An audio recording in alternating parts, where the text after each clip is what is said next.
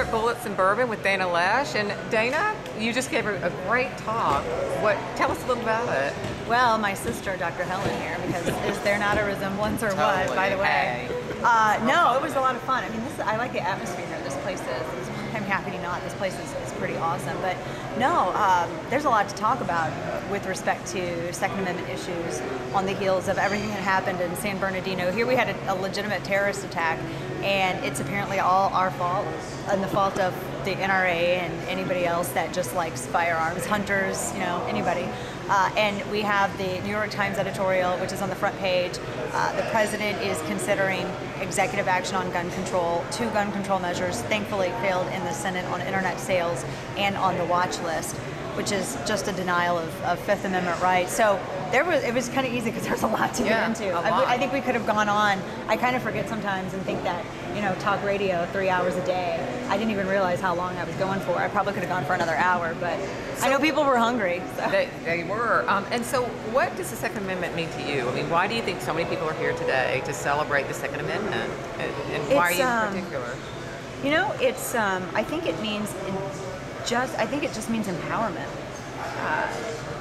Being able to have some kind of control and dominion over your own safety and the safety of those you love. I mean, yes, we can talk about hunting and all of that, but I don't hunt as nearly as much as I would like to. I don't have the time. I mean, sometimes I'm lucky if I can get to the range once a week. But for me particularly, and I think for a lot of people, it really is about self-defense. When you look at the news and you realize and you see the headlines, you see beheadings in Oklahoma, or you see the attack in San Bernardino, and you see what happened in Boston, and you see what's happened elsewhere, you realize that and I said this in my speech, it's a lot easier. I carry because I can't carry a police officer. I carry a gun because I can't carry a cop. And I have kids, and I want to feel safe, and I don't want to outsource my safety to someone else. I don't want to outsource my security to someone else.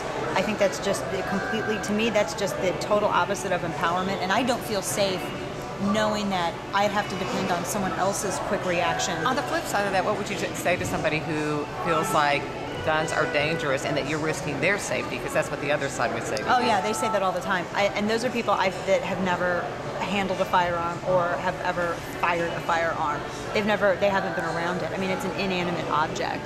And you have, we don't even actually know, millions of firearms privately owned here in the United States. And if it were true, and if all of these people were endangered because of all of these law-abiding gun owners, well then the gun homicide rate, it would exceed what Honduras's is. And they have the strictest gun control, by the way. I think it's something like 6 or 8 per 100, where ours is 88 per 100 people. And yet they have the highest gun homicide rate, second highest gun homicide rate in the world. And the United States is so far down on that list. So if that were true, then there would be statistics that would support that. But it seems unfair to me, from my perspective, for these individuals to project their, I think, lack of self-confidence in their own ability and their insecurity and lack of knowledge about firearms, to project that as fear on us, on somebody like me.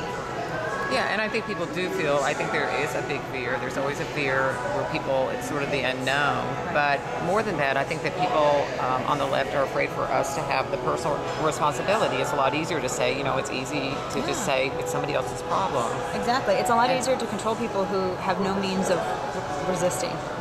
And what kinds of people are you seeing here at Bullets and Bourbon? What kinds of people have you met or talked to as far as the attendees?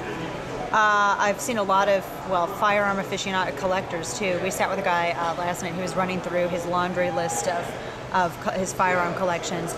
Guys who will, they'll maybe make their own rifles, make their own ARs, have the AR platform, they'll do something like that. People who are interested, they're interested, I think, in just the machination of the firearm. They're fascinated with how it works, and they're fascinated with the history of it. And it's a sport, it's a skill set to them. There's all kinds. I mean, you have people like me who are all about the safety of it. Then there are some hunters here as well. So they're really... And there are some people who are interested in bourbon, and believe it or not, Stephen Green is going to be making old fashions for everybody. Everybody's going to be tasting he's the expert. He's the expert. So it's really been a good time, and we've really enjoyed it. Yes, we've enjoyed having you here. I know. Thank you so much. Guys. Thank you so much.